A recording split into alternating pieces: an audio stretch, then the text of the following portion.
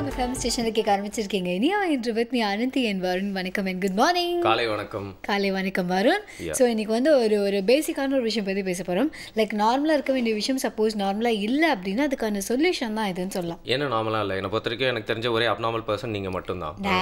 எனக்கு தெரிஞ்ச ஒரே அப்நார்மல் பர்சன் நீ மட்டும் தான். அப்போ நம்ம ரெண்டு பேருமே பேசிட்டு இருக்கோம். அந்த விஷயம் என்ன அப்படின்னா இப்போலாம் வந்து நிறைய பேரண்ட்ஸ் ஃபீல் பண்ணுற ஒரு விஷயம், லைக் என் குழந்தை வந்து ஒழுங்காகவே பேச மாட்டேன்றான், என்ன பேசவே மாட்டேன்னு, தவளவே மாட்டேன்றான், என்ன ஓடவே மாட்டேன்றான் அப்படின்னு சொல்லி நிறைய விஷயத்துல ரொம்ப டென்ஷன் ஆயிடுறாங்க. அவங்க வீட்டில் அவங்க கிட்ட பேசுறதுக்கு இன்ட்ரெஸ்ட் எல்லாம் பேசாம இருந்திருப்பாங்க. கிளாஸ்ல போய் பாருங்க, அங்க இருக்க பசங்க கிட்ட அப்புறம் உங்களோட ஃப்ரெண்ட்ஸ் கிட்ட எப்படி பேசுறாங்க. ஆமாடா, ஒரு சில குழந்தைங்க அப்படியே பார்த்துருக்கேன், வீட்டுல வாயே திறக்க மாட்டாங்க. உனக்கு எத்தனை ஃப்ரெண்ட்ஸ் அப்படின்னு கேட்டா வந்து திவ்யா, மஞ்சு, தம்பி உனக்கு வந்து ஸ்கூல்ல பாய் ஃப்ரெண்ட்ஸே இல்லையா, ஃபுல்லா கேர்ள் ஃப்ரெண்ட்ஸே வச்சிருக்கேன்ற அளவுக்கு கலகலன்னு பேசிட்டு இருப்பாங்க குட்டி குழந்தைங்க. ஆனா வீட்டுல வந்தா பாத்தீங்கன்னா கம்முன்னு உட்காந்துருப்பாங்க. அவங்க பேரண்ட்ஸ் நினைச்சுப்பாங்க உடனே வந்து குழந்தைங்களுக்கு ஏதோ ப்ராப்ளம் அப்படின்னு சொல்லிட்டு இல்லையா. அண்ட் ஒரு சில நேரங்கள்ல நிஜமா அந்த மாதிரி ப்ராப்ளம்ஸ் இருக்கிறதுக்கும் வாய்ப்பு இருக்கு. ஸோ அந்த மாதிரி ப்ராப்ளம் இருந்தா ஒரு ஆக்குபேஷனல் தெரபிஸ்ட் தான் கூட்டிட்டு போவாங்க அப்படின்னு கேள்விப்பட்டிருக்கோம் நம்ம. ஓகே, அண்ட் நீங்க சொல்ற மாதிரி ஒரு ப்ராப்ளம் இருக்கா? இதே எக்ஸ்ட்ரீம் லெவல்லையும் நான் பார்த்துருக்கேன். இந்த பையனா பேசிட்டே இருக்காங்க, கொஞ்ச நேரம் கூட கம்மனே உட்காரவே மாட்டேங்கிறான், அதை எடுத்து கீழே போடுறான், இதை எடுத்து மேலே போடுறான், உடைக்கிற பொருள்லாம் எங்கள் வீட்டுல நான் பக்கத்து வீட்டு பொருள்லாம் உடிச்சிட்டு வந்துடுறான், எல்லாருமே கம்ப்ளைண்ட் பண்றாங்க, ரொம்ப ஆக்டிவாகவே இருக்கான், எங்களால் தாங்கவே முடியல அப்படின்னு கூட சொல்லுவாங்க. பார்த்துருக்கீங்களா? ரொம்ப ஆக்டிவா இருக்கான், சமாளிக்கவே முடியல அப்படிங்கிற மாதிரி நிறைய இப்போ புரிஞ்சிருப்பாங்க அப்படின்னு நினைக்கிறேன். நம்ம எதை பற்றி பேசிட்டு இருக்கோம் இல்லையா? எல்லாம் அவங்க குழந்தை இப்படியே பார்த்துட்டு இருப்பாங்க, உன்னை பற்றி தான் பேசுறாங்க பாரு அப்படிங்கிற மாதிரி. அண்ட் ஸ்கில்ஸ் அப்படிங்கிறது வந்து இந்த மாதிரி வீட்டுக்கிட்ட பழகிறது மட்டும் இல்லை ஆனந்தி, நம்மளால வந்து ஒரு சாதாரண பிளே எல்லாம் கற்றுக்க முடியலன்னு வச்சுக்கோங்களேன். உதாரணத்துக்கு வந்து கிரிக்கெட் பேட்டை கரெக்டாக பிடிக்க முடியல, நம்மளால் ஃபுட்பால் ஒழுங்காக விளையாட முடியல, இல்லைனா யாராவது கற்றுக் கொடுத்தா அதை வந்து சிறப்பாக அதே மாதிரி செய்ய முடியல திருப்பியும் அப்படிங்கிற மாதிரி அந்த ஸ்கில்ஸ்லாம் கூட லேக் ஆச்சு அப்படிங்கிற பட்சத்தில் டே டு டே லைஃப்பில் வந்து அவங்களோட லைஃப்பை லீட் பண்ணுறதுக்கு ஒரு வயசும் ஆகும்போது நிறைய சேலஞ்சிங்காக இருக்கும் அப்படின்னு சொல்லலாம் இல்லையா? ஆமாம், நிறைய பேரண்ட்ஸ் வந்து குழந்தைங்களை வந்து அதிகமாக பார்த்துக்கும் போது நிறைய நேரம் கன்ஃபியூஸ் ஆகிடுவாங்க, இவங்க சரியாக தான் இருக்காங்களா இல்லை ஏதாவது பிரச்சனை இருக்கா அப்படிங்கிற மாதிரி. ஃபார் எக்ஸாம்பிள் எப்பவுமே நம்ம ஏதாவது ஒரு விஷயம் அப்நார்மலாக கேள்வி பண்ணது நமக்கே இருக்க மாதிரி ஒரு ஃபீல் இருக்கும் தெரியுமா?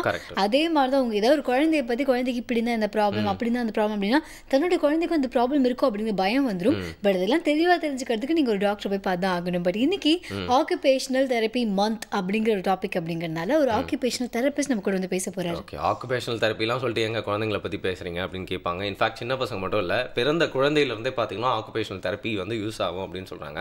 அதை பற்றி நம்மளுக்கு அதிகமாக நாலேஜ் இல்லைனாலும் வந்து ஒரு பேசிக் நாலேஜ் இருக்கு, என்ன பேச போகிறோம் நல்லா புரிய வச்சிருப்போம் அப்படின்னு நினைக்கிறேன். ரொம்ப இன்ட்ரெஸ்டிங்காக இருக்கும் நிறைய பேரண்ட்ஸ்க்கு கேட்கறதுக்கு. ஸோ வெயிட் பண்ணுங்க. பட் அதுக்கு முன்னாடி சில் அவுட், எல்லாருமே ஒரு யோகா ஆசனா கற்றுக்கலாம்.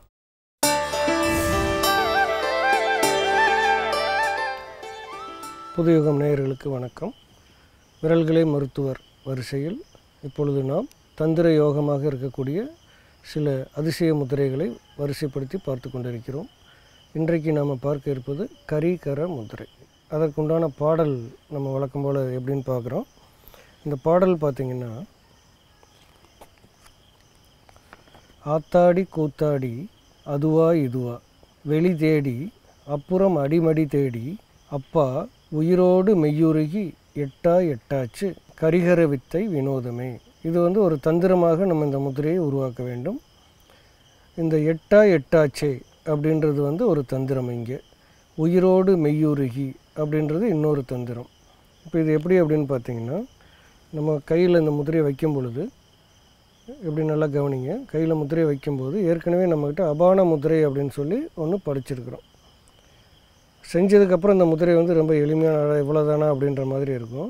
ஆனால் முதிரை பழகுவதற்கு முன்னால் கவனமாக குறிப்புகளை பாருங்கள். அபான முத்திரை செய்ய வேண்டும். இந்த அபான முத்திரை என்ன இதுன்னா, அப்படியே இது வந்து நம்ம உடம்பில் இருக்கக்கூடிய உயிரோடு மெய்யுருகி, உடம்பில் இருக்கக்கூடிய வெளியேற்றக்கூடிய பொருட்களை அனைத்தையும் வெளியேற்றக்கூடிய ஒரு தந்திர யோகம் இந்த அபான முத்திரை. இப்போ உயிரோடு மெய்யுருகி அப்படின்னா அபான முத்திரையை நம்ம வைக்க வேண்டும். எட்டாச்சு அப்படின்னா இது இரண்டையும் இணைத்து ஒரு 8 வடிவத்தை நாம் உருவாக்க வேண்டும். எப்படின்னு பாருங்கள். அப்படியே கொண்டு வந்து வலது கையினுடைய பெருவிரலில் இடது கையினுடைய நடுவில் உள்ள 2 விரல்களையும் அதே போல் மற்ற கையிலையும் மாற்றி தொட வேண்டும். எப்படி செய்கிறதுன்னு மறுபடியும் ஒரு தடவை பாருங்கள். 2 கைகளிலும் அபான முத்திரை வைத்து இந்த பெருவிரல் தொடர இடத்துல மாற்றி தொட வேண்டும். 2 கைகளிலும் இந்த மாதிரி வைக்கணும். இணைத்து ஒரே அந்த 8 வடிவத்தை உருவாக்க வேண்டும். இந்த முதிரையினுடைய கால அளவுன்னு பார்த்திங்கன்னா குறைந்தது 20 நிமிடம், அதிகபட்சமாக 30 நிமிடம் ஒரே தடவையில் செய்யலாம். ஒரு நாளைக்கு 2 முறை செய்யலாம். இந்த முதிரையினுடைய பலன்கள் அப்படின்னு பார்த்திங்கன்னா, கபாலச்சூடு குறையும், கண்கள் தெளிவாகும், மார்பை பற்றிய வாயு விலகும், குண்டலினி சக்தியை சாந்தப்படுத்தும், உடலில் ஆண் பெண் தன்மைகளை சமப்படுத்தும். இப்படி சமப்படுத்துறதுனால நமக்கு ஏற்படக்கூடிய விளைவு அப்படின்னு பார்த்திங்கன்னா மனதில் தோன்றும் காம எண்ணங்கள் மறைந்து போகும். இப்போ இந்த குறிப்புகளை பார்க்கும் பொழுது நம்மளுடைய குழந்தைகளுக்கு பருவ வயது வரும் பொழுது மனதில் வேண்டாத எண்ணங்கள் தோன்றி உடலில் நோய்களை உருவாக்கக்கூடிய ஒரு தன்மை அவர்களாகவே தேடிக்கொள்கிறார்கள். அந்த அடலசன்ட் ஏஜ் அப்படின்னு சொல்லக்கூடிய பருவ வயதினர் அனைவரும் இந்த முத்திரையை தினந்தோறும் ஒரு 20 நிமிடம் பழகி வருவதன் மூலமாக அவர்களுக்கு ஏற்படக்கூடிய அந்த பருவ மாற்றத்தினால் உடலில் ஏற்படக்கூடிய மாற்றத்தினால் உண்டாகக்கூடிய எண்ணங்கள் சீர்பெற்று நலமாக வாழ்வதற்கு இளமையை பாதுகாப்பதற்கு ஒரு அற்புதமான முதிரையாக நாம் இதை பயன்படுத்த முடியும். இந்த முதிரையின் பெயர் கரிகர முதிரை. ஏனென்றால் இன்றைக்கு நாம் எந்த விதமான அறியாமையில் இருந்தாலும் அல்லது அறிந்தவர்களாக இருந்தாலும் குறிப்பிட்ட வயது வந்தவுடன் சில குறிப்பிட்ட நோய்களுக்கு நாம் நம்ம அறியாமல் மாட்டிக்கொள்கிறோம். உதாரணமாக இரத்த அழுத்தம், சர்க்கரை நோய் மற்றும் இன்றைக்கு அதிவேகமாக பரவிக்கொண்டிருக்கக்கூடிய புற்றுநோய், இது எல்லாமே காரணமே தெரிவதில்லை. சிறு குழந்தைகள் முதல் பெரியவர்கள் வரை எல்லோருக்குமே இந்த நோயினுடைய தாக்கம் வந்துவிடுகிறது. இதிலிருந்தெல்லாம் நாம் நம்மளை தற்காத்து கொள்ள வேண்டும் அப்படின்னா உணவே மருந்து என்ற ஒரு எண்ணம் இருந்தாலும் இன்றைக்கு உணவுகளில் நாம் முழுமையாக நம்பி பயன்படுத்திவிட முடியாத அளவுக்கு மருந்துகளினுடைய தாக்கம் அதிகமாக இருக்குது. அப்போ இதையெல்லாம் தாண்டி ஏதாவது ஒரு உபாயத்தை நாம் கண்டுபிடிக்க வேண்டும் அப்படின்னா அது நமக்குள்ளே இருந்தால் மட்டுமே அது நம்பிக்கைக்கு உகந்ததாக இருக்கும். அந்த வகையில் இந்த முதிரைகள் நம்மளுடைய கை விரல்கள் மருத்துவராக மாறிவிட ஒரு தந்திரத்தை நாம் பயன்படுத்த வேண்டும். இந்த முதிரை விரல்களே மருத்துவர் என்ற வரிசையில் நீங்கள் குறிப்பிடுத்தி வைத்துக்கொள்ள வேண்டும். ஒவ்வொரு முதிரைகளையும் கற்றுக்கொள்வதன் மூலம் நாம் மற்றவர்களுக்கும் கற்றுக் கொடுக்கக்கூடிய ஒரு தந்திரத்தையும் கையாள வேண்டும். அப்பொழுதுதான் கற்றுக் கொடுத்தால் நமக்கு மறக்காமல் இருக்கும். கற்றுக் கொடுப்போம், நம்மளும் நலமாக இருப்போம்.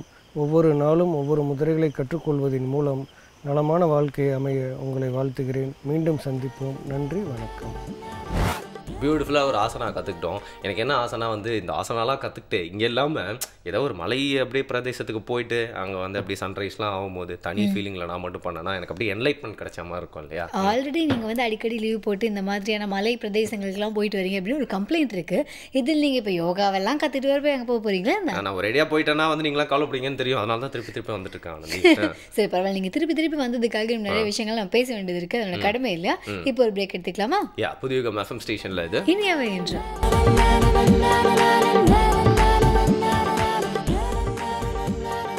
Welcome back. புதியுகம் FM ஸ்டேஷன்ல கேட்டுட்டு இருக்கீங்க. இனியாவே என்று with me Ananthi N Varun. And next பாத்தீங்கன்னா கேரோட்டின் சத்து அப்படின்னா என்னன்னு தெரியும்ல உங்களுக்கு? கேரட்ல இருக்கும், பார்த்திருக்கேன். கேரட் அந்த பீட்ரூட்ல அந்த கலர் இருக்கு இல்லையா, அது செம்ம சத்து. நம்மளுக்கு அந்த ஸ்கின்ல இருந்து நிறைய விஷயத்துக்கு யூஸ்ஃபுல்லா இருக்கும். நான் நிறைய படிச்சிருக்கேன் அதை பத்தி. இந்த கேரோட்டின் வச்சு இதெல்லாம் இருக்கிற மாதிரி ஒரு பீட்டா கேரோட்டின் சுவை நீர் அப்படின்னு சொல்லிட்டு செறிவூட்டப்பட்ட பீட்டா கேரோட்டின் சுவை நீர் அப்படின்னு சொல்லிட்டு நம்மளோட புதுச்சேரி சரவணன் செஞ்சிருக்காரு. என்னடா இது வித்தியாசமா இருக்கு. இப்போ நான் கொஞ்சம் போய் ஒரு விட்டமின் சாப்பிட்டு வந்துடுறேன், இந்த பக்கம் போய் ஒரு ப்ரோட்டீன் எடுத்துட்டு வந்துடுறேன் அப்படிங்கிற மாதிரி பீட்டா கேரோட்டின் போய் நான் குடிச்சிட்டு வந்துடுறேன் அப்படின்னு சொல்றது வித்தியாசமா இருக்குல்ல. எல்லா இன்கிரீடியன்ஸும் தேவை இல்லையா லைஃப்ல, எல்லா ஸ்ட்ரென்த்தும் தேவையில்ல, எனர்ஜிக்கான எல்லா விஷயமும் தேவை. அது மாதிரி தான் நம்ம ஷோவை டிசைன் பண்ணிருக்கோம் அப்படின்னு சொல்லலாம். அது தெரிஞ்சுட்டு தான் புதுச்சேரி சரவணன் இப்படி பண்ணிருக்காரு. ஆமா, சோ இன்னைக்கு அந்த பீட்டா கேரோட்டின் சுவை நீரா தப்பு செறிவூட்டப்பட்ட பீட்டா கேரோட்டின் சுவை நீர் எப்படி இருக்குன்னு பார்ப்போம்.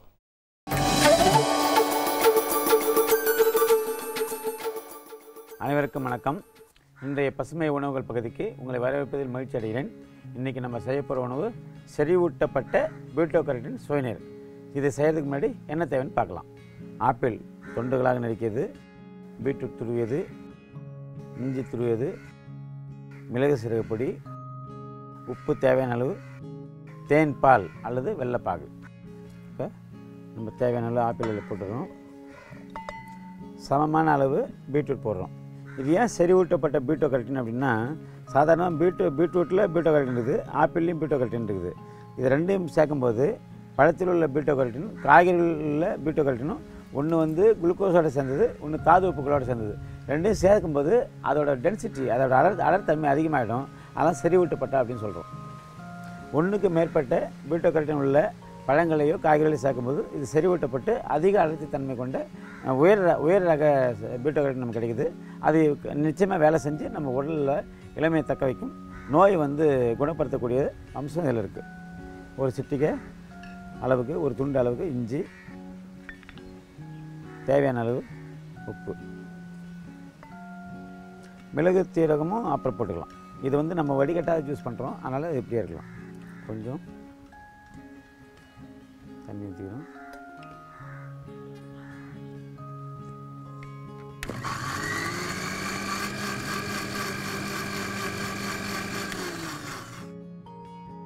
இப்போ ஒரு சிட்டிகை மிளகுத்தூள் போட்டுக்கலாம்.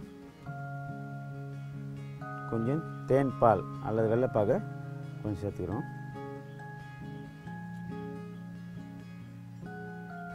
திரும்ப ஒரு தடவை மிக்ஸ் பண்ணிக்கிறோம்.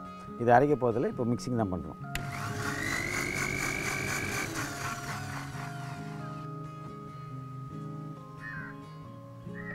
இப்போ அதிக செறிவூட்டப்பட்ட பீட்டோ-கரோட்டின் சுவைநீர் தயாராக இருக்குது.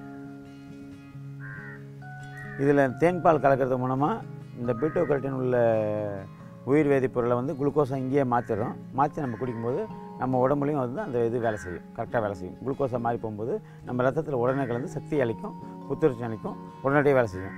இது வெயில் நாளுக்கு ஏற்ற குளிர்ச்சியான குளிர்பானம். இது மேலே ஐஸ் க்யூப் வச்சு சாப்பிட்லாம். ஐஸ் க்யூப்னால் ஐஸ் கட்டி இல்லை, ஐஸ்கிரீம் ஸ்கூப் வச்சு சாப்பிட்லாம்.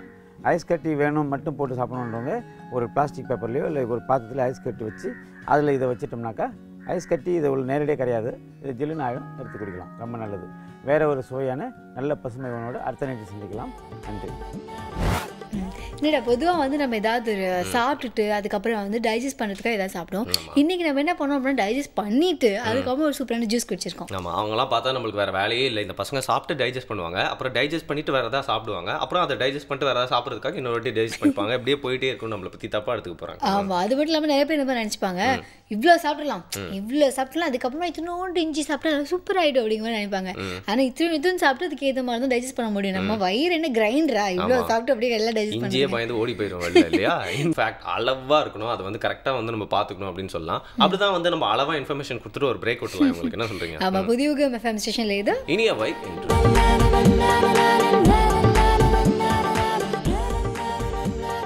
காலை வேளையில் இனிய வேண்ட நிகழ்ச்சியை ஒரு நாளும் நீங்கள் பார்த்து என்ஜாய் பண்ணுறதுனால ஒரு நாளும் புது புது விஷயங்களா உங்களுக்கு சொல்லிட்டு இருக்கிறது உங்களோட பெஸ்ட் ஃப்ரெண்ட்ஸான வருணன் ஆனந்தி. அண்ட் இன்னைக்கு வந்து இறையன்பு IAS அவர் வந்து இருக்கிறத விட்டுட்டு பறக்கிறதுக்கு ஆசைப்படக்கூடாது அப்படிங்கிற பழைய விஷயத்த ஒரு புதுமையான வழியில் சொல்ல போகிறார். இப்போ வந்து ஒரு வீட்டில் தண்ணி வரலைன்னா கூட அவங்க கவலைப்படுறதில்ல. ஆனால் கம்ப்யூட்டரில் இன்டர்நெட் ஒர்க் பண்ணலைன்னா உடனே அவங்க வந்து பேனிக் ஆகிடுறாங்க. மாநகரத்தில் இருக்கக்கூடிய பல வீடுகளில் இணையம் வரலைன்னா அந்த வீட்டில் இருக்கிற அத்தனை பேருமே ரொம்ப பதற்றம் அடைகிறத நம்ம பார்க்குறோம். இணையத்தை வந்து ரொம்ப அதிகமாக பயன்படுத்தக்கூடிய ஒரு சூழல் இப்போ இருக்குது. 1962 2 கம்ப்யூட்டரை வந்து இணைக்கலாம் அப்படிங்கிற ஒரு சின்ன முயற்சியால் ஆரம்பமானது தான் இந்த இணையம்ங்கிற ஒரு கான்செப்ட்.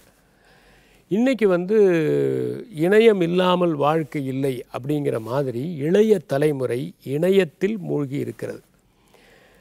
இந்த இணையத்தை ரொம்ப அதிகமாக பயன்படுத்தலாமா, அதை பயன்படுத்தினா என்ன பிரச்சனைகள் வருது அப்படின்னா அதில் 4 விதமான பிரச்சனைகள் வருது. ஒன்று வந்து அடிக்ஷன், ரெண்டாவது too much of knowledge but too little understanding, மூணாவது லேக் ஆஃப் ப்ரைவசி, நாலாவது கிரைம்ஸ். இப்போ இணையத்தை பயன்படுத்துறது வந்து ஒரு விதமான போதை மாதிரி ஆயிரும். அதனால தான் இப்போ இணையம் வரலன்னு உடனே எல்லாருமே வீட்டில் பதற்றம் ஆயிடுறது. கொஞ்ச நாள் கழித்து இணையம் இல்லைன்னா அவங்களால வாழவே முடியாது. எங்கே போனாலும் அந்த இணையம் இருக்கக்கூடிய ஒரு கருவியோடு தான் அவங்க ட்ராவல் பண்ணுவாங்க.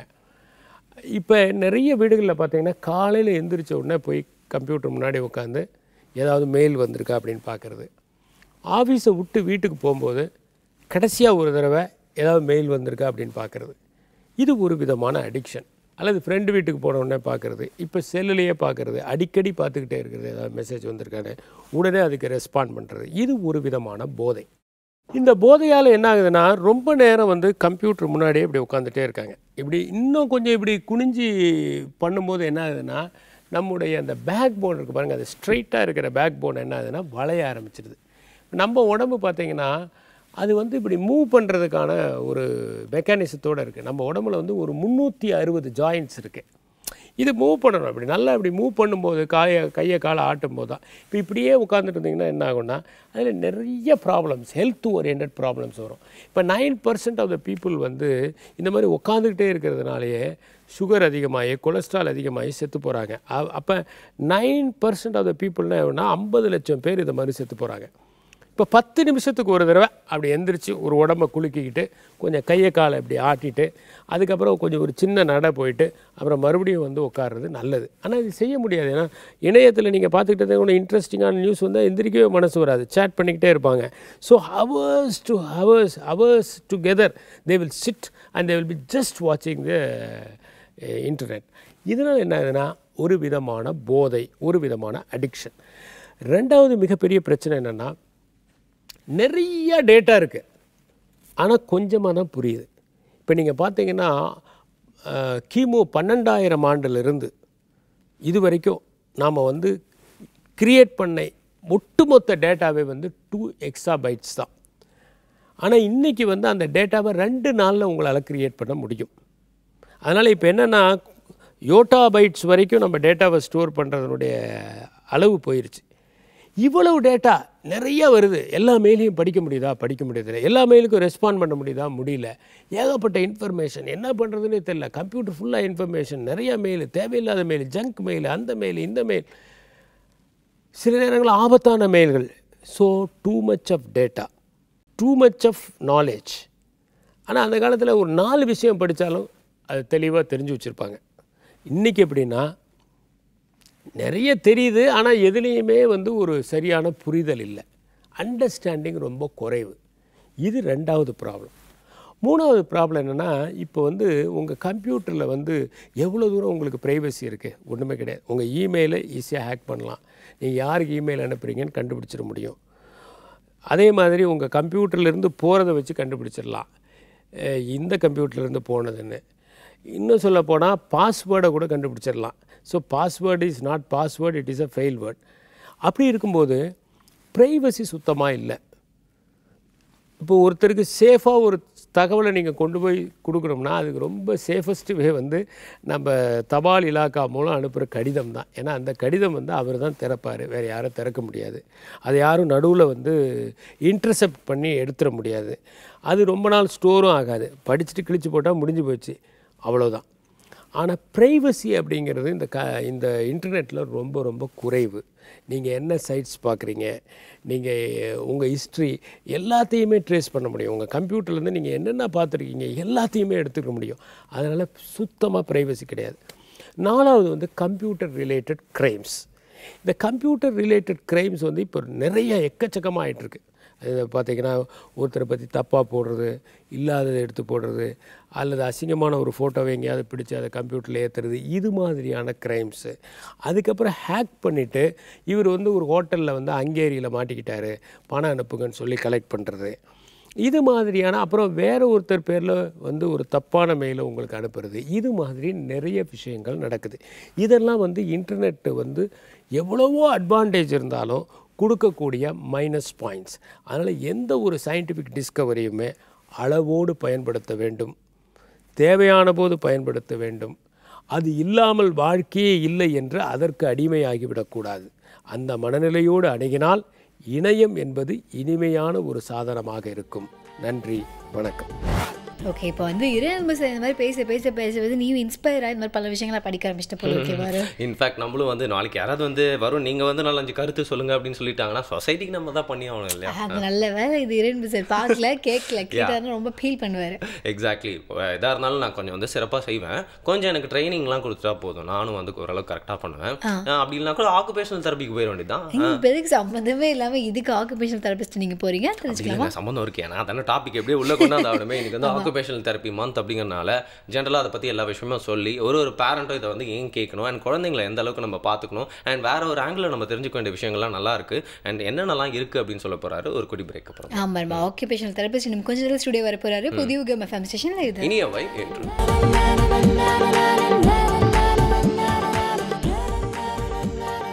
Welcome welcome back. புதிய யுகம் FM ஸ்டேஷனில் கேட்டுட்டு இருக்கீங்க. இனியாவை இன்று with me Ananthi and Varun. இன்னைக்கு வந்து ஆக்குபேஷனல் தெரப்பி மந்த் அப்படிங்கிற டாபிக் அப்படிங்கிறதுனால இதை பற்றி பல விஷயங்கள் நமக்கு தெரியாது இல்லையா? ஸோ டீட்டெயிலாக நம்ம கூட சொல்கிறதுக்காக டாக்டர் பாலாஜி வந்திருக்காங்க, பீடியாட்ரிக் ஆக்குபேஷனல் தெரபிஸ்ட். வணக்கம். வணக்கம், தேங்க்ஸ் ஃபார் கமிங்.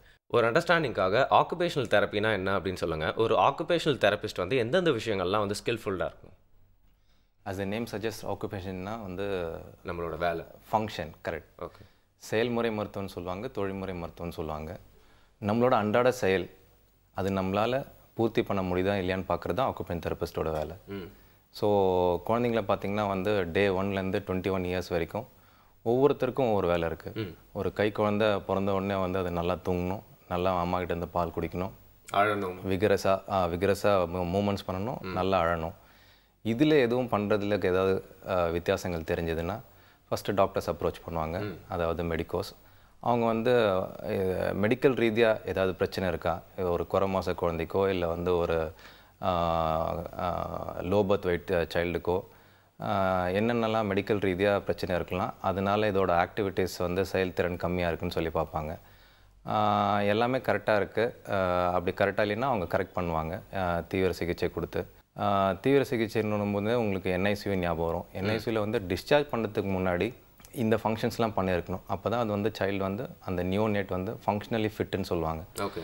அந்த ஃபங்க்ஷனலி ஃபிட்டுன்னும் போது மதர்கிட்டேருந்து நல்லா பால் குடிக்குதுன்னா பொதுவாக குழந்தைங்க வந்து பால் குடிக்காதுங்க. ஒரு நிமிஷத்துக்கு 30 சக்ஸ் இருக்கணும். ஸோ அப்போ தான் வந்து அது ஃபங்க்ஷனலி ஃபிட் ஆகும். அட்லீஸ்ட் அது வந்து ஒரு 15 சக்காது இருக்கணும். அப்போ தான் வந்து ஆக்குபேஷன் தெரபிஸ்ட்க்கு ரெஃபர் பண்ணுவாங்க. அவங்க வந்து ஓரோமோட்டர் ஸ்டிமுலேஷன் சொல்லிட்டு கொடுத்து குழந்தைங்களுக்கு இன்ட்ரா ஓரலி வாயிலே வந்து அவங்களுக்கு பயிற்சி கொடுத்து மதர்கிட்டேருந்து ஃபுல்லாக இண்டிபெண்ட்டாக சக்கு வர வைக்கிறதுக்கு முயற்சி பண்ணுவாங்க. பொதுவாக வரும். அது இல்லாத அந்த விகரஸ் மூமெண்ட்ஸ், அந்த க்ரைங் ஸ்பெல்ஸ், அது மாதிரி. ஓகே. நீங்கள் சொல்றது பார்த்தா ஒரு குழந்தைக்கு மட்டும் இல்லாமல் வாழ்க்கையில் வந்து ஒரு பார்ட் ஆஃப் லைஃப்பில் வந்து எல்லாருக்குமே அந்தந்த ஏஜில் ஸ்டேஜில் பண்ண வேண்டிய விஷயங்கள்லாம் சரியாக வரலன்னா ஒரு ஆக்குபேஷனல் தெரபிஸ்ட் வந்து அவங்களுக்கு ஹெல்ப் பண்ண முடியும்னு சொல்கிறீங்களா? கரெக்ட். ஏன்னா இதில் வந்து வேரியஸ் பிரான்ச்சஸ் இருக்குது, வேரியஸ் ஸ்பெஷாலிட்டிஸ் இருக்குது. நியூராலஜின்னு சொல்லுவாங்க, masters in neurology, orthopaedics, paediatrics, சைக்கியாட்ரின்னு சொல்லுவாங்க. ஹேண்டில் தனியாக ஸ்பெஷலைஸ் பண்ண முடியும், ரீஹாபிலிட்டேஷனில் தனியாக ஸ்பெஷலைஸ் பண்ண முடியும். ஸோ இது மாதிரியான சந்தர்ப்பங்கள் எல்லாருக்குமே வரும். ஸோ ஃபார் எக்ஸாம்பிள் ஒருத்தருக்கு ஆக்சிடெண்ட் ஆகிடலாம், கை ஃப்ராக்சர் ஆகிடலாம். உள்ளங்கை ஃப்ராக்சர் ஆகிட்டுனா முதல்ல வந்து நர்ஸ் பண்ணி ட்ரெஸ்ஸிங் பண்ணுவாங்க. அதுக்கப்புறமா பிளாஸ்டிக் சர்ஜன் இல்லை ஆர்த்தோபெடிக் சர்ஜன் வந்து அதை கரெக்ட் பண்ணுவாங்க. அது எந்த அளவுக்கு டேமேஜ் ஆகிருக்கு, எங்கே ரிப்பேர் பண்ணணும் அப்படின்னு சொல்லிட்டு ரிப்பேர் ஒர்க் பண்ணுவாங்க. அதுக்கப்புறம் ஃபிசிக்கல் தெரபிஸ்ட், ஃபிசியோதெரபிஸ்ட் சொல்லுவாங்க. அவங்க வந்து ஃபிசிக்கல் ஃபிட்னஸ் எதிர்பார்ப்பாங்க. அதோட பவர், ஸ்ட்ரென்த்து எல்லாமே கெயின் பண்ண வைக்க முடியுதான்னு சொல்லிட்டு. அதுக்கப்புறமா அவர் வந்து ஒரு டைப்ரைட்டரோ இல்லை ஒரு சாஃப்ட்வேர் இன்ஜினியராக இருப்பார். ஸோ அவரோட வந்து ஃபைன் மோட்டர் ஃபங்க்ஷன்ஸ் அப்படின்னு சொல்லுவாங்க. அந்த அவரோட வேலைக்கு போதுமான திறன்கள்லாம் அவர் ஆக்சிடெண்ட் ஆகி அது அவர் வந்து பண்ண முடியுதா இல்லையான்னு சொல்லிது. அதுதான் மறுவாழ்வு, ரீஹாபிலிட்டேஷன். 5க்கு 5 மார்க் எடுத்தாலும், அதோட மசிலோட பவர் மார்க் எடுத்தாலும், பட் ஆனால் வந்து உடனே வந்து அந்த டைப்ரைட் பண்ணுறதோ இல்லை கீபோர்டு ஆப்ரேட் பண்ணுறதுக்கான திறன்கள் வர வைக்கிறது, ட்ரைனிங் கொடுக்கறது, பயிற்சி கொடுக்கறது ஆக்குபேஷன் தெரபிஸ்டோட வேலை. ஸோ இன்ஃபேக்ட் வந்து பார்த்தீங்கன்னா ஒரு பார்ட் ஆஃப் லைஃப்லையும் ஒரு டாஸ்க் நம்மளுக்கு வந்து சரியாக வரலை அப்படிங்கிற பட்சத்தில் அது வந்து ஒரு மோட்டார் ஸ்கில் தான் இருந்தாலும் சரி, டெக்ஸ்டரிட்டியாக இருந்தாலும் சரி, இல்லை ஹேண்ட் ஐ கோஆர்டினேஷனாக இருந்தாலும் சரி, இல்லை உள்ளுக்குள்ளே நம்மளுக்கு ஏதாவது ப்ராப்ளம் அது வந்து சரியாக நம்மளால் மற்றவங்க மாதிரி நார்மலாக செயல்பட முடியல அப்படின்னா ஒரு ஆக்குபேஷனல் தெரபிஸ்ட் வந்து ஹெல்ப் பண்ணுவாருன்னு என்னால் புரிஞ்சுக்க முடியுது. ஆமாம். ஃபார் எக்ஸாம்பிளுக்கு நீங்கள் வந்து இப்போ ஆக்சிடென்டல் இருக்கிற விஷயம் பற்றி சொன்னீங்க. இல்லை ஜெனரலாக வந்து ஒரு லேமேனுக்கு புரியுற மாதிரி எந்தெந்த விஷயங்களுக்கெல்லாம் வந்து ஆக்குபேஷனல் தெரபிஸ்ட் கிட்ட வருவோம்? Very nice question. இது வந்து ஆக்குபேஷன் ஃபங்க்ஷன்ஸ்னு சொல்லிட்டோம். அது வந்து எல்லா ஃபங்க்ஷனாக இருக்கலாம். இப்போ for example shoe lace type பண்ணுறது நமக்கு வந்து திறன் இருந்துட்டால் வந்து அது வந்து அதோட வேல்யூ நம்மளால் அப்ரிஷியேட் பண்ண முடியாது. நம்ம கண்ணை மூடின்னு போடுவோம். பட் அந்த லேஸ் டைங்கிறது வந்து ஒரு சில குழந்தைங்களுக்கு ஒரு வெரி காம்ப்ளெக்ஸ் ஆக்டிவிட்டி. ஏன்னா வந்து மோட்டார் பிளானிங் சொல்லிட்டு ஒரு காம்பனண்ட் இன்வால்வ் ஆகுது. பிளானிங் எனி நாவல் மோட்டர் ஆக்ட், ஒரு ஆற்றலை வந்து நாவலான ஆற்றலை வந்து செயல்படுத்துறதுல அது ஒரு திறன். அந்த எத்தனை வாட்டி நம்ம ஃபீட்பேக் கொடுத்து நம்ம ட்ரெயின் பண்ணாலும் அந்த ஷூ லேஸ் டைப் பண்ணுறது வந்து ஒரு டிஃபிகல்ட்டான டாஸ்க். அது மாதிரி ஷூ லேஸ் டைப் பண்ணுறதுலேருந்து பால் தூக்கி போடுறதுலேருந்து எழுத வைக்கிறதுலேருந்து நடக்க வைக்கிறதுலேருந்து ஓட வைக்கிறதுலேருந்து மற்ற பசங்க கூட பழக வைக்கிறதுலேருந்து ஏகப்பட்ட ஃபங்க்ஷன்ஸ் நீங்கள் சொல்கிற மாதிரி டாஸ்க் வந்து எல்லாத்தையுமே என்ஹான்ஸ் பண்ணுறது பயிற்சி கொடுக்கறது வந்து ஆக்குபேஷன் தெரப்பி. இது வந்து வேரியஸ் ட்ரீட்மெண்ட் டெக்னிக்ஸ்னு சொல்லுவாங்க. நியூரோ டெவலப்மெண்டல் தெரப்பின்னு சொல்லுவாங்க, சென்சரி இன்டெகிரேஷன் தெரப்பின்னு சொல்லுவாங்க. இது பொதுவாக இந்த ரெண்டுத்தில் வந்து எல்லாருமே சூப்பர் ஸ்பெஷலைஸ் பண்ணியிருப்பாங்க. ஆக்குபேஷன் தெரபிஸ்ட் மாஸ்டர்ஸ்க்கு அப்புறமா யூனிவர்சிட்டி ஆஃப் சதர்ன் கலிஃபோர்னியாவிலேருந்து சென்சரி இன்டெகிரேஷன் ஒரு ஸ்பெஷாலிட்டியில் பண்ணுவாங்க. ஸோ இது ஒரு வகையான ட்ரீட்மெண்ட். இந்த ட்ரீட்மெண்ட்டில் தேர்ச்சி பெற்றவங்க மட்டும் இதில் வந்து இன்னும் கொஞ்சம் அவங்களால ஒரு எட்ஜ் காமிக்க முடியும் ட்ரீட்மெண்ட்டில். ஓகே. அண்ட் குழந்தைங்க அப்படின்னு பார்த்தீங்கன்னா வந்து அவங்களுக்கு வேரியஸ் ஸ்கில்ஸ் இருக்கும். நீங்கள் சொல்கிற மாதிரி சின்ன வயசில் அவங்க பிறந்தோன்னே வந்து அவங்க கை காலை ஆட்டிக்கிட்டே இருக்கிறதாகட்டும், அழறதாகட்டும், இல்லை அவங்களோட அம்மா கிட்ட அவங்க இருக்கிற ரிலேஷன்ஷிப் எப்படி வந்து ஒரு நார்மலான பேபியாக இருக்கா அப்படிங்கிறதாகட்டும்.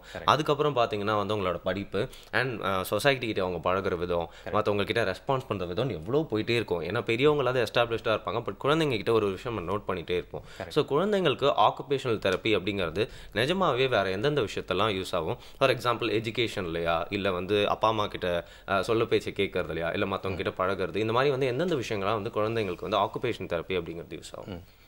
நீங்கள் வந்து டிப்பிக்கல் பாப்புலேஷன், நார்மல் பாப்புலேஷனில் கேட்குறீங்க அப்படின்னு பார்க்கும்போது நார்மல் பாப்புலேஷனுக்கும் கொடுக்க முடியும். ஆக்குபேஷன் தெரபிஸ்ட் வந்து abilities as well as disabilities ரெண்டுத்துக்குமே யூஸ் ஆகும். ஸோ டிப்பிக்கல் பாப்புலேஷனுக்கு பார்க்கும்போது ஹேண்ட் ரைட்டிங் ஒரு முக்கியமான விஷயம். ஸோ இப்போ என்ன தான் நம்ம கீபோர்டு, லேப்டாப்பு, கம்ப்யூட்டர்ஸ் எல்லாம் வந்தாலும் எழுதி தான் இருந்தாலும் எழுதி தான் ஆகணும். அட்லீஸ்ட் பேங்க்கில் வந்து சிக்னேச்சர் போடணும், ஃபார்ம் ஃபில் பண்ணுறது எல்லாமே ஒன்றும் கூட அது போயிடாது அது. ஸோ ஹேண்ட் ரைட்டிங்கில் வந்து ஒரு மேஜர் ரோல். நான் வந்து உங்களுக்கு முதல்ல சொன்ன மாதிரி நிறைய ஃபீல்ட்ஸ் இருக்குது, நியூராலஜி, ஆர்த்தோபெடிக்னு. ஹேண்டுன்னு தனி ஒரு ஸ்பெஷாலிட்டியாக இருக்குது. அதுக்காக masters in occupation therapy for hand 2 years மட்டும் படிக்கிறாங்க.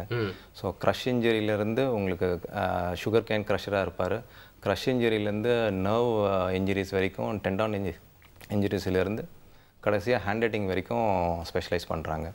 ஸோ ஹேண்ட் ரைட்டிங்கில் வந்து 2 விஷயத்தை பார்ப்பாங்க பொதுவாக. லெஜிபிலிட்டி காம்பனண்ட், ஸ்பீட் அண்ட் டெக்ஸ்டிரிட்டின்னு சொல்லுவாங்க. எழுதுறது புரியணும், அட் த சேம் டைம் கொடுத்த டைமில் எழுத வைக்கணும், ஸ்பீடாக முடிக்கணும் கரெக்டாக. ஏன்னா எக்ஸாமில் வந்து எங்ககிட்ட வர பொதுவான குழந்தைங்க வந்து டிஸ்கிராஃபியான்னு சொல்லுவாங்க. ஸ்பெசிஃபிக் லேர்னிங் டிஃபிகல்ட்டியில் ஒரு டைப் வந்து டிஸ்கிராஃபியா. ஹேண்ட் ரைட்டிங்கில் மட்டும்தான் ப்ராப்ளமாக இருக்கும், ரொம்ப கிறுக்கலாக எழுதுவாங்க. மற்றபடி அந்த ஃபேக்ட் கண்டென்ட்லாம் கரெக்டாக இருக்கும். அவங்களுக்கு புரிகிற சக்தி இருக்கும், ஞாபக சக்தி இருக்கும். Written expression alone they will have a tremendous difficulty in expressing themself on the paper. So அப்படியே அதை எக்ஸ்பிரஸ் பண்ணிட்டாலும் அது புரியாத மாதிரி இருக்கும். அப்படியே அதை எக்ஸ்பிரஸ் பண்ணாலும் வந்து அவங்களால வந்து டைம்குள்ளே முடிக்காத மாதிரியா இருக்கும். ஸோ அதுக்கு வந்து அப்ராப்ரியேட் அசஸ்மெண்ட்ஸ்லாம் இருக்குது. ஆக்குபேஷன் தெரபிஸ்ட் ஒன்னோட ஸ்பெஷாலிட்டி என்னென்னு பார்த்தீங்கன்னா வந்து ஸ்டாண்டர்டைஸ் அசஸ்மெண்ட் பண்ணுறதில் அவங்க வந்து ரொம்ப சிறப்பாக பண்ணுவாங்க. அந்த ஸ்டாண்டர்டைஸ் அசஸ்மெண்ட்டில் வந்து உங்களுக்கு லெஜிபிலிட்டி காம்பனண்டோட ஏஜ் ஈக்குவலன்ஸ், 6 வயசு 7 மாத குழந்தைக்கு 6 வயசு 7 மாத குழந்தைக்கான லெஜிபிலிட்டி காம்பனண்ட் இருக்கா, ஸ்பீட் அண்ட் டெக்ஸ்டிரிட்டி காம்பனண்ட் இருக்கான்னு பொதுவாக இருக்காது. அதனால தான் நம்மகிட்ட வராங்க. அதை வந்து சீர்படுத்துறது, அந்த கேப்பை நேரோ பண்ணுறது ஆக்குபேஷன் தெரபிஸ்டோட வேலை. நார்மலாக நம்ம எந்த ஒரு குழந்தையை பார்க்கும்போது அந்த குழந்தை அவங்க ஆக்டிவாக இருக்கிறது, நிறைய சேட்டை பண்ணுறது, அவங்க வந்து ஒவ்வொரு விஷயத்தையும் அந்த மந்தில் பண்ணுறது அதான் பார்த்து ரசிப்போம். அவங்க அது பண்ணல அப்படின்னா அப்போ எவ்வளோ டென்ஸ்டாக இருப்பாங்க இல்லையா பேரண்ட்ஸ்? எக்ஸாக்ட்லி. அது மாதிரி ஒரு டைம் டேபிள் போட்டு இது பண்ணலையே, ஐயோ இது பண்ணலையே அப்படின்னு சொல்லிட்டு டிக் பண்ணிட்டே இருப்போம். இன்ஃபேக்ட் வந்து பார்த்தீங்கன்னா வந்து ஒரு துறைக்கும் இது வந்து தேவைப்படுது அப்படிங்கிறது வந்து இதெல்லாம் தெரியுது இல்லையா? அண்ட் வெஸ்டர்ன் கண்ட்ரீஸ் எல்லாம் வந்து இது ஒரு பெரிய ப்ரொஃபஷனாகவே இருந்துட்டு வந்திருக்கு அப்படின்னு சொன்னாங்க. இப்போ டாக்டர் கிட்ட பேசிட்டு இருக்கும்போது என்ன சொன்னாங்க அப்படின்னா, டாப் 5 ஜாப்ஸில் எப்போவுமே வந்து ஆக்குபேஷனல் தெரப்பி அப்படிங்கிறது ஒரு மரியாதைக்குரிய ஒரு ஜாபாக இருக்குது அப்படின்னு சொல்கிறாங்க. இந்தியாவில் நிறைய துறை இருக்கு, நிறைய பீப்புள் இருக்கும், அண்ட் குட்டி நிறைய பிரச்சனைகளும் இருக்கு அப்படின்னு சொல்லலாம் லைஃப் ஸ்டைலில். ஸோ இதெல்லாம் வந்து சரி பண்ணணும் அப்படின்னா வந்து ரீசர்ஜன்ஸ் மாதிரி இந்த மாதிரி துறைக்கு ஒரு மதிப்பு கொடுக்கணும் அப்படின்னு நினைக்கிறேன். ஆமாம், இங்கேயும் நிறைய ஆக்குபேஷனல் தெரபிஸ்ட் வரணும் டாக்டர் மாதிரி அப்படிங்கிறது நீங்கள் சொல்றீங்க. பட் டாக்டர் கிட்டே நிறைய கேள்விகள் தொடர்ந்து கேட்க வேண்டியது இருக்கு. ஒரு சின்ன பிரேக் அப்புறமா பார்க்கலாம். புதிய யுகம் FM ஸ்டேஷனில் இது இனியவை என்று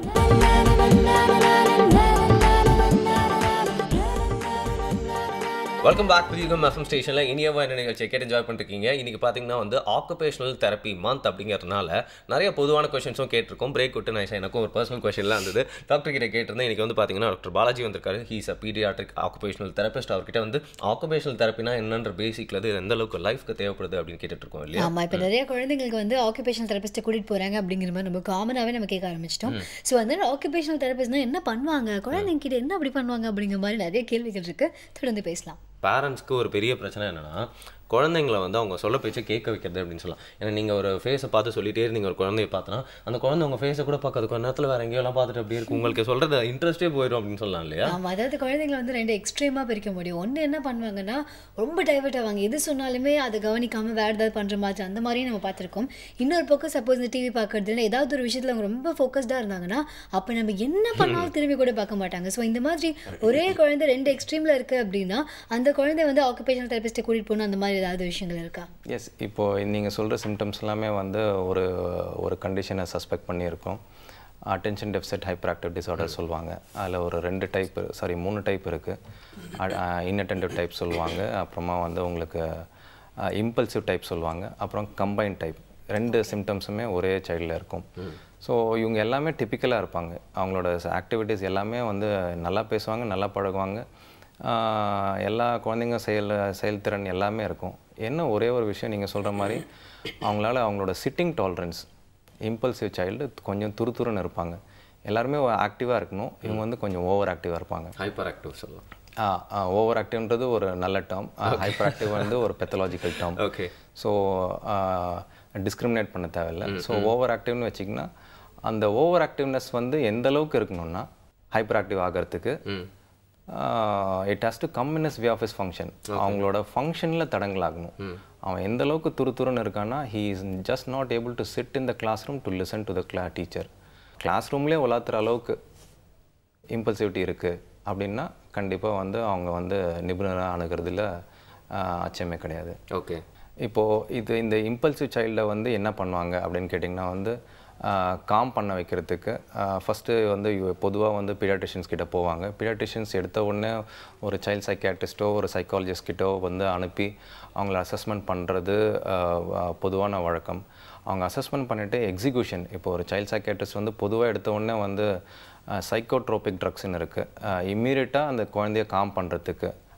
அது அந்தளவுக்கு சிவியரிட்டி இல்லை, அந்தளவுக்கு தேவைப்படலை, அதாவது தூக்கம் வராத அளவுக்கு அவங்களால காம் பண்ணி தூங்க முடியாத அளவுக்கு அவங்களுக்கு பிரச்சனை இருந்ததுன்னா கண்டிப்பாக மெடிசன் கொடுப்பாங்க.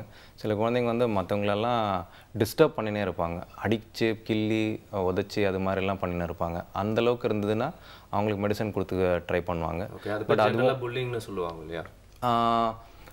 இது ஆக்சுவலி இது ஒரு பார்ட் ஆஃப் ADHD சிம்டம்ஸ் தான். அதுலேயே வந்து அது வந்து பிஹேவியரல் இஷ்யூஸ்ன்னு சொல்லுவாங்க, காண்டக்ட் டிஸார்டர் அது மாதிரி சொல்லுவாங்க. அது அன்ட்ரீட் பண்ணால் அந்தளவுக்கு முடிகிற அளவுக்கு உங்களுக்கு வந்து ஜூனியர் டெலிக்வெண்ட் JD அந்தளவுக்கு கிரிமினல் ஆகிற அளவுக்குலாமே வந்து ஸ்டேஜஸ்லாம் போய்டும் கவனிக்காமல் விட்டா. பட் இப்போ பொதுவாக அவேர்னஸ்லாம் ரொம்ப நல்லாவே இருக்குது, கவனிப்புலாம் ஜாஸ்தியாக இருக்குது, பீடியாட்ரிஷியன் மத்தியில் அவேர்னஸ் இருக்குது.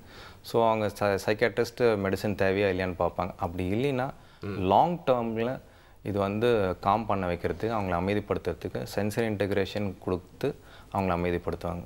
சென்சரி இன்டெகிரேஷன் என்னென்னு கேட்டிங்கன்னா வந்து எதனால் துருத்துருன்னு இருக்காங்க, வாட் இஸ் கோயிங் ராங் இந்த நர்வஸ் சிஸ்டம் அப்படின்னு பார்த்தீங்கன்னா வந்து வெஸ்டிபுலர் சிஸ்டம் சொல்லுவாங்க, ப்ரோப்ரிசெப்டிவ் சிஸ்டம் சொல்லுவாங்க. இந்த 2 சென்சரி சிஸ்டம் தான் வந்து ஹிடன் சென்சரி சிஸ்டம். அதுதான் வந்து பொதுவாக இவங்களோட பாடியில் வந்து ஹேவைடாக போகும். அந்த ஹேவைடாக போகிறத வந்து வி நீட் டு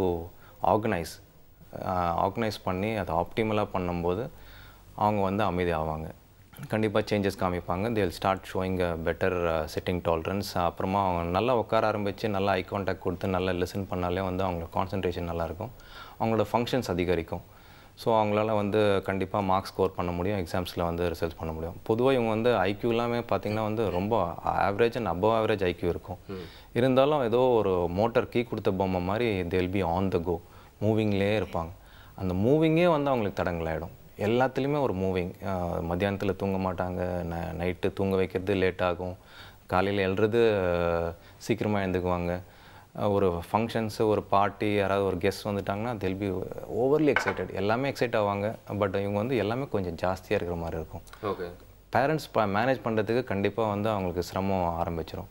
அது மாதிரி டைமில் இவங்களை அப்ரோச் பண்ணணும். ஓகே. அந்த மாதிரி டைமில் பார்த்தீங்கன்னா வந்து சில குழந்தைங்களாம் வந்து நிறைய பேசுவாங்க, சில குழந்தைங்க சுத்தமாக பேசவே மாட்டாங்க அப்படின்னு கூட சொல்லலாம். இதில் வந்து ஸ்பீச் தெரப்பி அப்படிங்கிறது ஏதோ எல்லா கொஷனுக்கும் அதே ஆன்சர் மாதிரி தான். அது வந்து கொஞ்சம் எக்ஸ்ட்ரீமாக போச்சுன்னா அதை வந்து கரெக்டாக வந்து ஃபில்டர் பண்ணலாமா இல்லை கம்மி பண்ணலாமா எப்படி சொல்கிறது தெரியல. சில குழந்தைங்களுக்கு வந்து பேசவே வரல அப்படின்னா வந்து அவங்கள நல்லா நார்மலாக பேச வைக்கிறதுக்கு கூட ட்ரைனிங் கொடுக்கலாம். இந்த காலகட்டத்தில் வந்து பெரியவங்களுக்கு தான் ஸ்பீச் ட்ரைனிங் தேவைப்படுது அப்படின்னு நினைக்கிறேன் குழந்தைங்கிட்ட பேசுறதுக்கு. பட் குழந்தைங்களுக்கு ஸ்பீச் தெரப்பி அப்படிங்கிறது எந்த விதத்தில் தான் உதவும், அது மட்டும் இல்லாமல் எந்த வயசில் இருந்து அது கரெக்டாக இருக்கும் அப்படின்னு சொல்லுங்கள். ஸ்பீச் அகெயின் வந்து ஒரு tip of an iceberg. Speech தான் வந்து ஒரு லேமேனுக்கு தெரிய ஒரு சிம்டம்.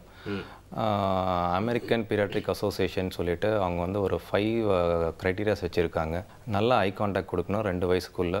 1 வயசு கம்ப்ளீட் ஆகும்போது பேபிள் பண்ணணும், மழலையாக பேச ஆரம்பிக்கணும். 16 மந்த்ஸில் வந்து மோனோசிலபிள்ஸ், ஒவ்வொரு வார்த்தையாக சிங்கிள் அம்மா, அப்பா, அக்கா, அத்தை, காக்கா அது மாதிரி சொல்கிற வார்த்தைகள் கண்டிப்பாக சொல்லியிருக்கணும். அதே மாதிரி பாயிண்ட் பண்ணி கெஸ்டர்ஸ், இப்போ நீங்கள் நானும் உங்கள் மீடியாவில் வந்து கண்டிப்பாக அந்த கெஸ்டர்ஸ், பாடி லாங்குவேஜ் அதெல்லாம் சொல்லுவாங்க. தட் அண்ட் ஆல் இஸ் நான் வெர்பல் கம்யூனிகேஷன். ஓகே. நம்ம குழந்தைங்க வந்து பொதுவாக விரல் காமிச்சு கேட்கவே மாட்டாங்க, கை பிடிச்சின்னு போய் கேட்பாங்க. ஸோ 2 வயசு கம்ப்ளீட் பண்ணும்போது வந்து அட்லீஸ்ட் 2 வேர்ட்ஸ் யூஸ் பண்ணி ஒரு சிம்பிள் சென்டென்ஸ் பேச ஆரம்பிச்சிருக்கணும். ஸோ இந்த க்ரைட்டீரியாஸ் ஃபில் பண்ணிடலாம். That means they are at risk. So at risk for what அப்படின்னு கேட்கும்போது ஸ்பீச்ன்றது ஒரு காமன் சிம்டம். அது வந்து ஆட்டிசமில் காமிக்கலாம், அது வந்து வேறு பெரிய பெரிய டிசார்டர்ஸில் காமிக்கிறதுக்கு நிறைய சான்சஸ் இருக்குது. ஸோ அந்த ஸ்க்ரீன் பண்ணுறதுக்கு ஒரு நல்ல டூல் த ஸ்பீச் டிலே. முதல்லலாம் வந்து பார்த்திங்கன்னா பெரியவங்களாம் உங்களுக்கு சொல்லுவாங்க லேட்டாக பேசினான்னு சொல்லிட்டு. அந்த லேட்டாக பேசுகிறது வேறு, இப்போ இப்போ காமிக்கிற சிம்டம்ஸ்ன்றது வேறு. அப்போ லேட்டாக பேசினவங்க வந்து எல்லாமே புரிஞ்சிருப்பாங்க. சைகை பாஷெல்லாம் நான் வெர்பல் கம்யூனிகேஷன் சொன்னேன் இல்லைங்களா, சோஷியல் ரெசிப்ரோகாசிட்டி, கேட்டால் பதில் சொல்கிறது. அவங்க வந்து அட்லீஸ்ட் சைகையிலையாவது பதில் சொல்லுவாங்க, ஆக்ஷனில் காமிச்சிருவாங்க. அவங்க புரிஞ்சிக்கினாங்க, கம்யூனிகேட் பண்ணுறாங்க. அப்படியாது கம்யூனிகேட் பண்ண நான் வெர்பல் கம்யூனிகேஷன், அதாவது அந்த பியர் இன்ட்ராக்ஷனோ இல்லை வந்து அடல்ட் கூட கம்யூனிகேட் பண்ணுறது எப்போவுமே பெட்டராக இருக்கும். பட் இப்போ இருக்கிற குழந்தைங்க வந்து இது எல்லாமே எதுவுமே பண்ண மாட்டாங்க. அவங்க வந்து அலூஃபாக தனியாக இருப்பாங்க. அவங்களோட ரெப்பிட்டேட்டிவ் பிஹேவியர்ஸ்லாம் கொஞ்சம் நிறையா இருக்கும். சென்சரி சீக்கிங் இல்லை சென்சரி ஹைப்போ ஆன பிஹேவியர்ஸ் வந்து நிறையா காமிப்பாங்க. ஸோ அந்த அலூஃபாக செக்லூடடாக போகும்போது, அதுவும் அந்த 1.5 வயசுலேருந்து சில குழந்தைங்க 1 வேர்டு 2 வேர்டுன்னு பேசியிருப்பாங்க. அதுக்கப்புறமா ஒரு பிளட்டூ ஒரு சேச்சுரேட் ஆகிருப்பாங்க. அது இல்லாட்டி டெட்டோரேட் ஆகிடுவாங்க. அது வந்து ஒரு clear symptom for autism. So அப்போ கண்டிப்பாக வந்து ரெட் ஃப்ளாக் சைன்ஸ் வந்து இருக்குது. அதை வச்சு வந்து கன்சர்ன் பீப்புளை வந்து பார்ப்பாங்க. ஃபஸ்ட்டு ஒரு சைக்கியாட்ரிஸ்ட்டு இல்லை ஒரு டெவலப்மெண்டல் பீடியாட்ரிஷியன், அதுக்கப்புறமா ஃபாலோட் பை சைக்காலஜிஸ்ட், அதுக்கப்புறமா ட்ரீட்மெண்ட்காக ஆக்குபைன் தெரபிஸ்ட். இப்போ ஸ்பீச் வந்து எடுத்தோடனே ஸ்பீச் தெரபிஸ்ட் கிட்ட பொதுவாக அனுப்புறது கிடையாது. ஏன்னு கேட்டிங்கன்னா ஸ்பீச்சுக்கான தேவையான பொருட்கள் இருக்குது. ப்ரீ லிங்குவிஸ்டிக் ஸ்கில்ஸ்ன்னு சொல்லுவாங்க. ஒரு குழந்தை வந்து நீங்களும் நானும் கண்ணுக்குள்ளே கண்ணு பார்க்குறோம், நீங்கள் வந்து நான் பேசுறது கேட்குறேன், தலையாட்டுறேன், நீங்கள் இந்த மாதிரியான பாடி லாங்குவேஜ் எல்லாம் காமிக்கிறீங்க. That means you are attending to me, I'm listening to யூன்ற ஒரு உங்களுக்கு வந்து அந்த திறன்லாம் அவங்களுக்கு இருக்காது. இஃப் தே ஆர் மூவிங் அரவுண்ட், அவங்களால வந்து உட்கார வச்சு அவங்களுக்கு வந்து அந்த சவுண்டு சொல்லிக் கொடு, இந்த டங் மூவ்மெண்ட் பண்ண, இந்த லிப் மூவ்மெண்ட் பண்ணுன்றது ரொம்ப கஷ்டமாக இருப்பாங்க. அதனால் ஸ்பீச் தெரபிஸ்ட்டே என்கிட்ட ஒத்துக்குவாங்க. ஃபஸ்ட் வந்து அவங்க ஓட்டி கூட்டின்னு போயிட்டு ரெடி பண்ணி கூட்டினுவாங்க. அந்த ப்ரீலிங்குவிஸ்டிக் ஸ்கில்ஸ்க்கான ரெடினஸ் கொடுத்தாலே வந்து அவங்க வந்து ஃபஸ்ட்டு உட்கார ஆரம்பிக்கணும், பார்க்கணும். அதுக்கப்புறமா சென்சரி இஷ்யூஸ்ன்னு நிறையா இருக்கும். அந்த சென்சரி இஷ்யூஸ் வந்து சில ப்ரஷஸ்லாம் யூஸ் பண்ணுவாங்க, சில டெக்ஸ்சர்ஸ்லாம் யூஸ் பண்ணுவாங்க. இன்ட்ரா ஓரலி வாய்க்குள்ளேயே வந்து சில விஷயங்கள் எல்லாமே பண்ணுவாங்க. அதுக்கெலாம் அந்த குழந்தைங்க வந்து கோஆப்ரேட் பண்ண மாட்டாங்க. அது பண்ண வைக்கிறதுக்கெல்லாமே வந்து ஆக்குபைன் தெரபிஸ்ட் கிட்ட கொடுத்து அவங்க ரெடி பண்ணிவிட்டு கொஞ்ச நாளில் அவங்க ரெடி ஆகிடுவாங்க. அப்போ வந்து ஆக்குபைன் தெரபிஸ்ட் வந்து ஸ்பீச் தெரபிஸ்ட் கிட்ட ரெஃபரன்ஸ் அனுப்புவாங்க. அப்போ வந்து ஸ்பீச் தெரபிஸ்ட் வந்து இன்னும் பெட்டராக அவங்களால பண்ண முடியும். ஓகே டாக்டர், இப்போ நீங்கள் சொன்ன விஷயத்துலேயே தான் ஒரு சந்தேகம் வருது. ஏன்னா இப்போ வந்து நீங்கள் சொன்ன மாதிரி நிறைய குழந்தைங்க ஒன்று ரொம்ப சீக்கிரமாக ரொம்ப அதிகமாகவே பேசுகிறாங்க, இல்லை அப்படின்னா ரொம்ப லேட் ஆகுது அவங்க பேச ஆரம்பிக்கிறதுக்கு. 1-2 வார்த்தைகள் அந்த மாதிரி தான் பேசுகிறாங்க நீங்கள் சொன்ன மாதிரி. ஸோ வந்து இதில் நிறையா சிம்டம்ஸ் இருக்குது. ஒரு சில நேரங்கள் நம்ம என்ன நினச்சி போனால் மேபி அவங்க கூச்சமாக இருக்கலாம் அப்படிங்கிற மாதிரி நம்ம எடுத்துப்போம். இல்லை வீட்டில் இருக்கவங்க கிட்டே எப்படி அந்த கூச்சம் வரும் அப்படிங்கிற சந்தேகமும் வரும்.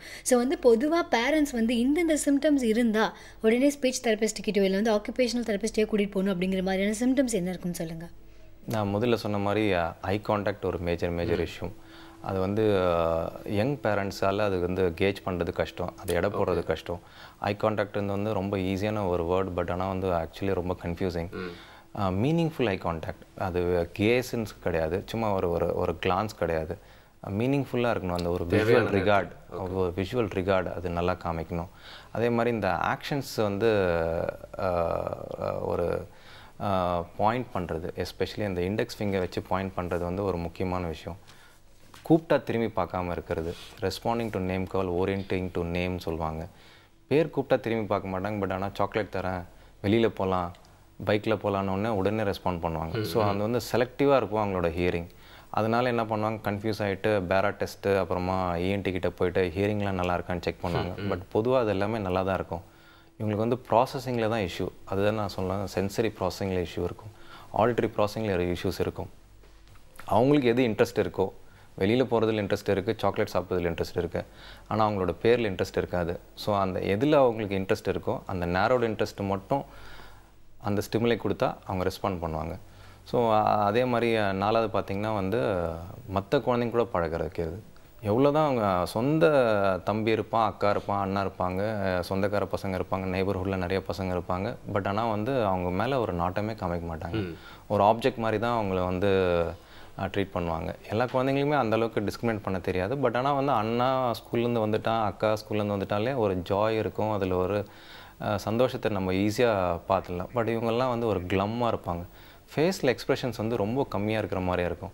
பட் அது யங் பேரண்ட்ஸு சொல்ல தெரியாது. பட் யூஸ்வலாக 2வது குழந்தைங்களுக்கு இது மாதிரி சிம்டம்ஸ் வரும்போது பொதுவாக பேரண்ட்ஸே வந்து இந்த சிம்டம்ஸை சொல்லி பீடியாட்ரிஷியனை வந்து ரொம்ப நச்சரிக்க ஆரம்பிச்சிடுவாங்க. அதுக்கப்புறமா பீடியாட்ரிஷியன்ஸ் வந்து அவங்க எல்லாமே மெடிசன், வேக்சின் இதுலேயே கொஞ்சம் பிஸியாக இருக்கிறதுனால இதுக்கான கொஞ்சம் அக்கறை வந்து இதுக்காக கொஞ்சம் ஒரு பேஷண்ட் ஹியரிங் கொடுத்தாங்கன்னா கண்டிப்பாக பிக்கப் பண்ண முடியும். ஏன்னு கேட்டிங்கன்னா இதில் வந்து ஒன் ஆஃப் த மெயின் அசஸ்மெண்ட்ஸ்ன்னு பார்த்திங்கன்னா ஒரு அப்சர்வேஷன் தான் சொல்கிறாங்க. அந்த குழந்தைய ஸ்கில்டு அப்சர்வேஷன் பண்ணாலே வந்து ஈஸியாக பிக்கப் பண்ண முடியும். ஸோ பீடியாட்ரிஷியன்ஸ் வந்து அழகாக இதை பிக்கப் பண்ணாங்கன்னா கண்டிப்பாக அதுக்கான அப்ராப்ரியேட் ரெஃபரன்சஸை கொடுக்க முடியும். இன்னைக்கு நம்ம பேச நிறைய பேரண்ட்ஸ் தான் வந்து ரொம்ப ஃபோக்கஸ்டாக பார்த்துட்டு இருப்பாங்க. ஏன்னா நிறைய பேரண்ட்ஸ்க்கு வந்து டவுட் இருக்குது, நம்ம குழந்தைக்கு வந்து ஏதாவது பிரச்சனை இருக்கா, போய் பார்க்கணுமா வேண்டாமா அப்படிங்கிற சந்தேகம் தான் ஜாஸ்தி இருக்குது. அதுக்காக வந்து கேள்விலாம் கேட்டுட்டு ஆன்சர்ஸ்லாம் வந்து வேறு மாதிரி தப்பாக புரிஞ்சுட்டு குழந்தைங்களுக்கு எங்களுக்குலாம் லேகாக இருக்குன்னு சொல்லிட்டு ரொம்ப யோசிக்கக்கூடாது. எக்ஸாக்டாக அவங்களுக்கு என்ன ப்ராப்ளம், எது அவங்களுக்கு லேக் ஆகுதுன்னு தெரிஞ்சுக்கிட்டு எந்தெந்த விதத்துலாம் அவங்களுக்கு ஆக்குபேஷனல் தெரப்பி அப்படி வேணும் என்ற அவசியத்தை புரிஞ்சுட்டு அவங்களுக்கு கொடுக்கலாம் அப்படின்னு சொல்லலாம் இல்லையா? ஆமாம், ஆனால் இன்னும் நிறைய டவுட்ஸ்லாம் கிளியர் பண்ணலாம். அப்புறம் தான் அவங்க போய் டீட்டெயிலாக எதாவது இருந்தால் கேட்க முடியும். ஒரு சின்ன பிரேக் எடுத்துக்கலாம். புதிய யுகம் எஃப்எம் ஸ்டேஷனில் இது இனிய வைப் என்று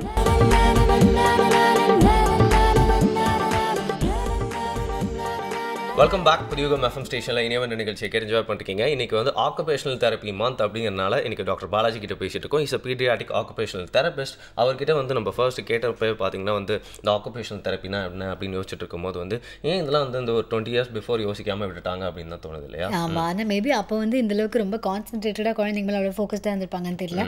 ஆனால் மேபி அப்போ இந்தளவுக்கு பிரச்சனைகளும் இல்லாமல் கூட இருந்திருக்கலாம். பிரச்சனை அப்படின்னு சொன்னது தான் எனக்கு ஞாபகம் வருது. இந்த மாதிரி ஆக்குபேஷனல் தெரப்பிலாம் ஏன் தேவைப்படுது அப்படின்னா வந்து நமக்கு முன்னாடி நம்ம ஜென்ரேஷன்லாம் வந்து பார்த்துட்டிங்கன்னா வந்து நிறைய விஷயங்கள் லைஃப் ஸ்டைலில் வந்து காம்ப்ளிகேட்டடான சேஞ்சஸ்லாம் வந்துச்சு அப்படின்னு சொல்லலாம். அதனால நிறைய இடத்துல லேக் வந்துச்சு. ஸோ இந்த நேரத்தில் ஆக்குபேஷனல் தெரப்பி அப்படிங்கிறது வந்து ரொம்ப வயலண்ட்டாக தேவைப்படுது இல்லையா? ஆமாம், ரொம்ப வயலண்ட்டாக தேவைப்படுது அப்படிங்கிறதுனால அதை பற்றி நிறைய விஷயங்கள் நமக்கு தேவைப்படுது.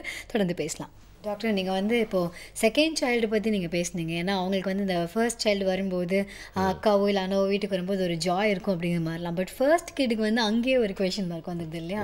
அப்பா அம்மா கிட்ட தான் பேசணும். அவங்களும் பார்த்தீங்கன்னா வந்து கொஞ்சல் மலையிலையோட தான் பேசிகிட்டு இருப்பாங்க. சில வார்த்தைகளுக்கு மேலே அவங்க வந்து உலகத்தில் எல்லாருமே யூஸ் பண்ணுற வார்த்தை வந்து ஒரு சரளமாக அவங்க வந்து கேட்க மாட்டாங்க. யாருமே அதுக்கான வாய்ப்பு இருக்காது. அண்ட் வந்து பொதுவாக இவங்க சொன்ன மாதிரி ஃபஸ்ட்டு பிறக்கிற குழந்தை தனியாக நிறைய நேரம் இருக்கும். அண்ட் இன்னொன்று சொல்லுவாங்க, பெண் குழந்தைங்கள் வந்து நல்லா பேச ஆரம்பிச்சிருவாங்க. ஃபஸ்ட்டு ஆண் குழந்தைங்க வந்து வாயாடிங்க, ஆண் குழந்தைங்க கொஞ்சம் லேட்டாக தான் பேச ஆரம்பிப்பாங்க. அண்ட் இது மாதிரி இருக்கவங்க வந்து ஸ்கூலில் சேரும்போது இல்லை நிறைய ஒரு குரூப் ஆஃப் சில்ட்ரன் கூட பழகும் போது வந்து இன்னும் கொஞ்சம் இம்ப்ரூவ் ஆகிறதுக்கு, நல்லா பேசுறதுக்கு வாய்ப்பு இருக்கா? ஃபஸ்ட்டு அந்த அபிப்பிராயம் வந்து ஒரு மிஸ்கன்செப்ஷன் வச்சுக்கலாம். இப்போது வந்து எல்லாருமே வந்து இப்போது சிங்கிள் சைல்டு ஆகிட்டாங்க, நியூக்ளியர் ஃபேமிலிஸில் வந்துட்டாங்க, அப்பார்ட்மெண்ட்டில் இருக்க ஆரம்பிச்சிட்டாங்க. ஸோ அதனால் வந்து மற்ற குழந்தைங்கள் இந்த லார்ஜ் ஃபேமிலிஸ் நிறைய பீப்புள் அதெல்லாம் கம்மியாயிடுச்சு. பட் ஆனால் வந்து இது வந்து ஒன்றும் என்வாயன்மெண்டல் டிப்ரவேஷன்லாம் ஒன்றும் கிடையாது. ஒரு ஏர்லியன் என்வாயன்மெண்ட்னால் வந்து ஒரு கனடா மாதிரி குளிர் தேசத்தில் வந்து 6 மாதமாக இண்டோர்லேயே இருக்கிறாங்க, உள்ளவே இருக்காங்க. பக்கத்துலலாம் வந்து ரொம்ப தூரமாக தள்ளி தள்ளி வீடு இருக்கும். வேறு ஆட்களை பார்க்குறதே வந்து ஒன்ஸ் இன் அ மந்த்து இல்லை த்ரைஸ் இன் அ மந்த் அது மாதிரி தான் இருக்கும். அதுதான் ஆக்சுவல் என்வாயன்மெண்டல் டிப்ரிவேஷன். அதனால வந்து சைல்ட்ஹுட் டிசக்ரிகேட்டட் டிஸார்டர், அதாவது அப்ராப்ரியேட் ஸ்டிமுலஸ் இல்லாதனாலே வந்து மற்றவங்க கூட பழகிறதுல வந்து ரொம்ப பிரச்சனை வரும். ஸோ ஸ்ட்ரேஞ்சர்ஸ் ஆன்சைட்டின்னு சொல்லுவாங்க. எல்லா குழந்தைங்களுக்குமே வந்து 1 இயர்லேருந்து 1.5 வயசு வரைக்கும் யாராவது புது ஆளுங்க உள்ளே என்ட்ரானாலே வீட்டுக்கு வந்தாலோ இல்லை நம்ம எங்கேயாவது வெளியே கூட்டின்னு போனாலோ வேன் அழுங்க. That is completely normal. அது இருக்கணும். அதாவது உடனே குழந்தை வந்து தெரிஞ்சிக்குது இவங்க புது ஆள் அப்படின்னு சொல்லிட்டு அந்த ஒரு இது இருக்குது. பட் இப்போ coming back to your question, இதில் வந்து உங்களுக்கு வந்து அது மாதிரி கிடையாது. அது வந்து எல்லாமே வந்து நம்ம வந்து ஒரு காரணமாக சொல்கிறோம், அது ஒரு சாக்காக தான் சொல்கிறோம். இந்த சிம்டம்ஸ் வந்து உங்களுக்கு கண்டிப்பாக வந்து ஒரு மேஜர் சிம்டம்.